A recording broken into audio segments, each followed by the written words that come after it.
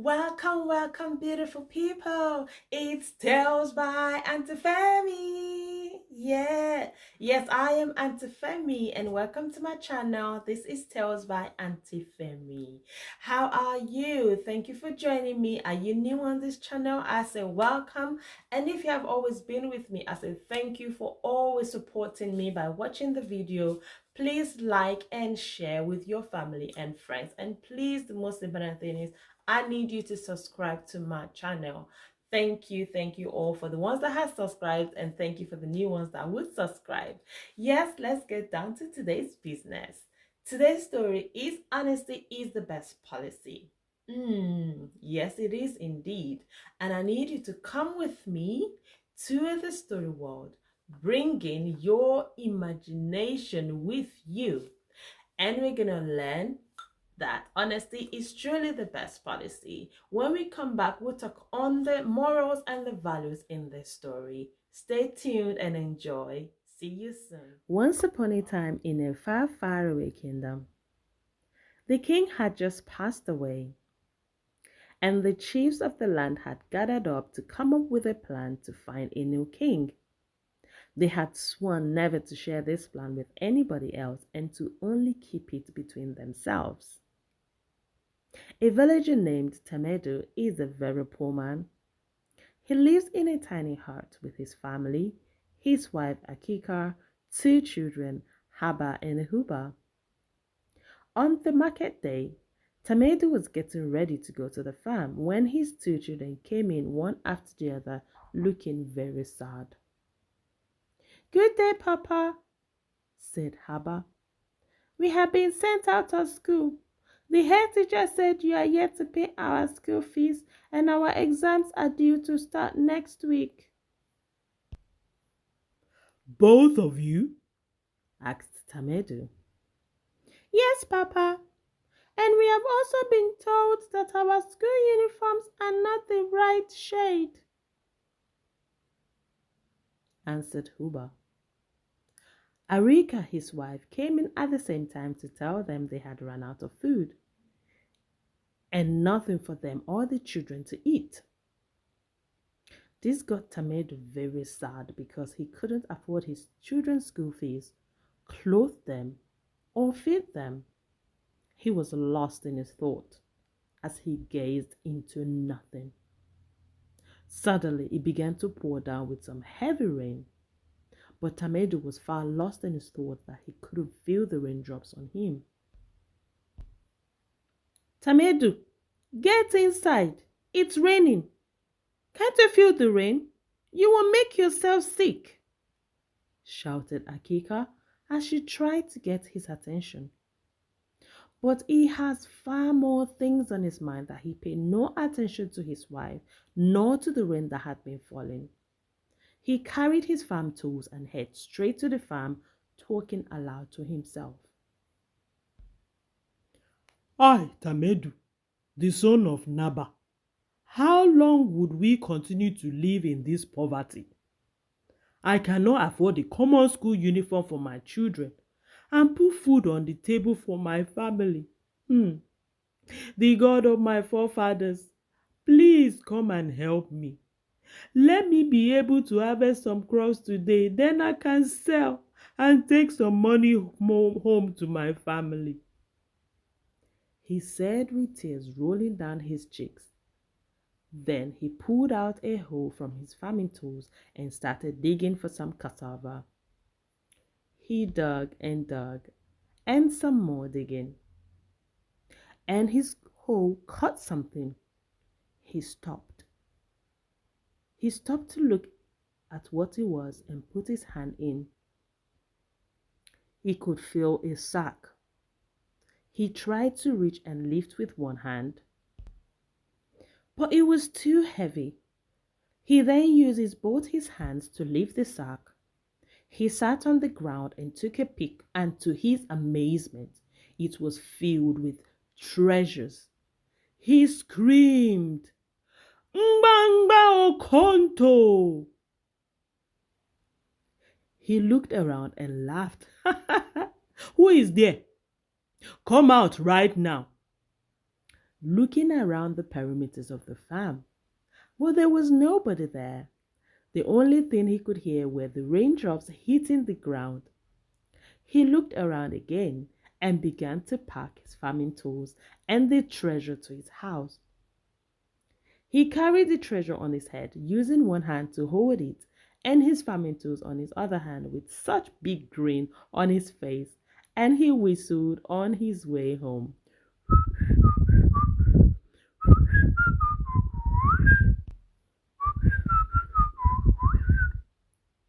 On getting home, he shouted out his wife's name.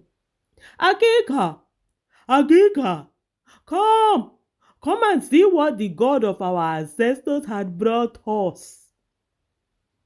Akika ran out to welcome him and saw how wet and covered in mud he looked. But seeing the big sack on his head, she assumed that husband had come home with foodstuffs to sell for the next market day.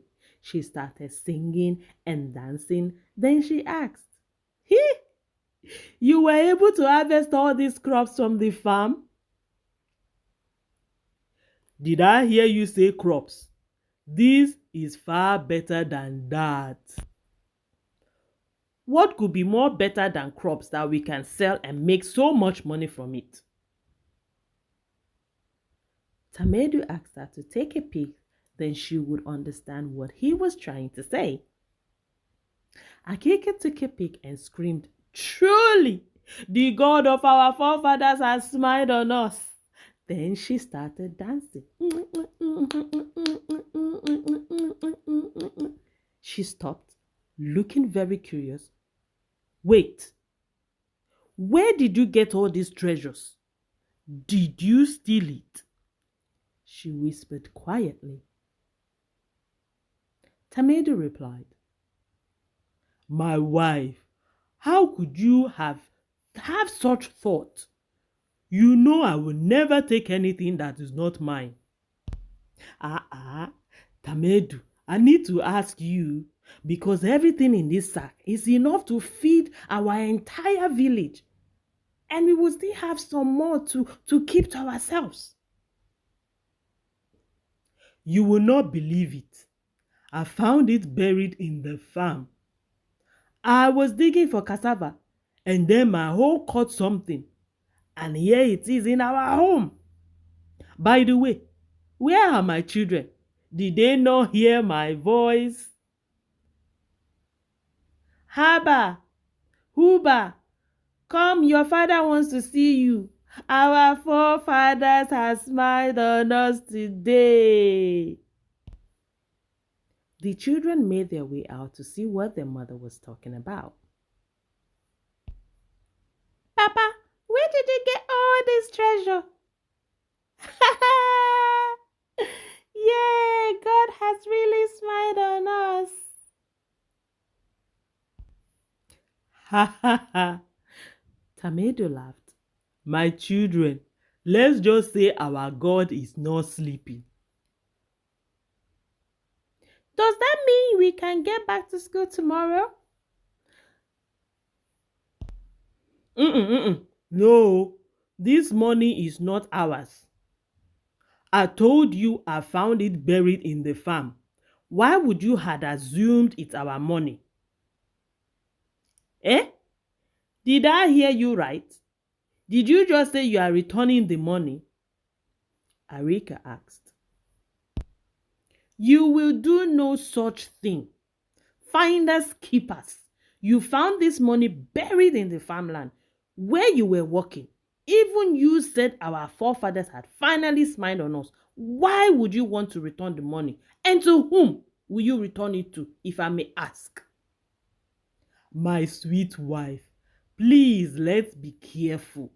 This money and everything inside is not ours. Let's do the right thing by at least finding the owner first. And then if nothing shows or nobody shows up, then we can claim it. Maybe keep it. After so much persuasion to his wife and children, they all agreed to do as he had said. They put up a flyer asking if anyone had lost any big treasure and must come quick to claim with the right information of what they've lost. Days and nights passed as different people came to lay claims to found treasure, but no one with the right information of what's in it or what it was. After several weeks of no claim, the wife and the children were already so happy because that means they get to keep the whole treasure, which also means they are extremely rich. Tamedu, on the other hand, is not pleased within himself that they should keep the treasure. He then got up straight to where they had hidden the treasure and took it straight to the palace. On getting to the palace, he met the chiefs and greeted them and narrated the whole story to them on how he had found the treasure and all the ways he had tried to find the owner of the treasure. But none of them seems to get what's inside right. Chief Ekolo, one of the chiefs in the palace, asked him, "So if you had done that, why brought it here? You have done the right thing, and since no one has claimed it, that makes it yours." The other villagers agreed with the chief, but Tamedu's response outstanded them all. "I cannot keep this treasure. I am not comfortable with the idea. This is too much. I would rather it be shared to every family member in need in our kingdom, and we can save the remaining for other rainy days." Madam Etty, who is the head of the market women, asked again, "Tamedu, are you sure of what you have just said? Because we know how you and your family had been struggling, and this treasure will sort you and your family out, including generations coming after you. Why not just take the chief's offer and take it home to your family?" All the other chiefs agreed, but Tamedu insisted that they do it his way so that nobody remains poor again.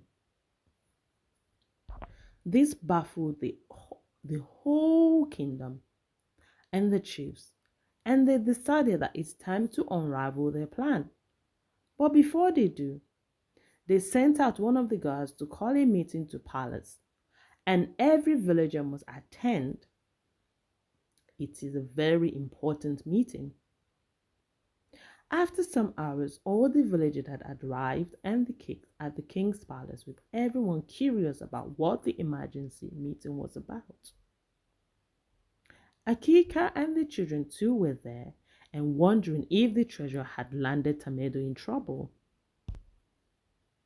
The head of the chiefs, Chief Kolo, got up and welcomed and addressed the whole crowd. He then stated the reason for the emergency, summoning of every villager. "As you can see, we have had no king for a while, because the late king had no relative or children that could occupy the throne. We, the chiefs of this land, had come up with a plan to find the rightful king that can rule our kingdom, and we have all agreed that Tamedu is now our new king."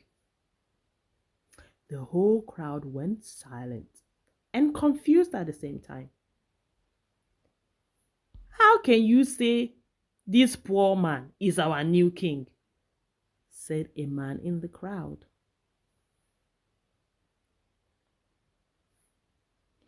"You might look at him as a poor man, but a good name is far better than riches," replied Chief Kolo. Tamedu was crowned the king with his wife as queen and the children as princes. He was given all the treasure he found, and he shared some with the rest of the villagers too. The end. Hello guys, Tales by Auntie Femi now has its own merchandise. For every of your personalized branded t-shirts, you can send us a message on our social media page, and that is on Instagram at Tales by Auntie Femi. They are available for male, for female, for children, and in any color of your choice. We are just a DM away at Tales by Auntie Femi. Our words are inspired by the stories we tell. Thank you. Wow, that was such an interesting story. Honesty is truly the best policy because Tamedu got rewarded for being honest, isn't he?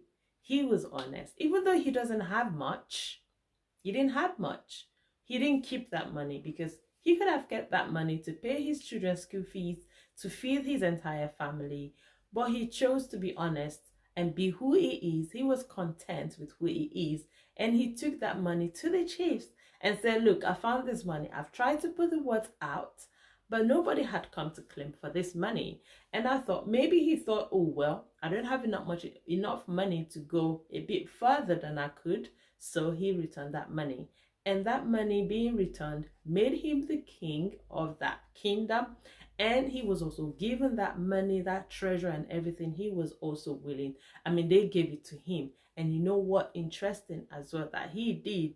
He thought, you know what? This money is a lot. And I think I should share it amongst the people that had also been suffering like he was, and he gave them as charity. So it's good to be charitable, it's good to give to the needs, it's good to help the poor, and it's good to always be honest at all times and do not take things that doesn't belong to you. See, there's so many things to learn from that story. Thank you for watching. Until I come again your way, please subscribe to my channel, like and share this video with all your friends, all your family, and everybody you know. And I'll see you again soon. Until then, you stay blessed and see you next time. Bye bye.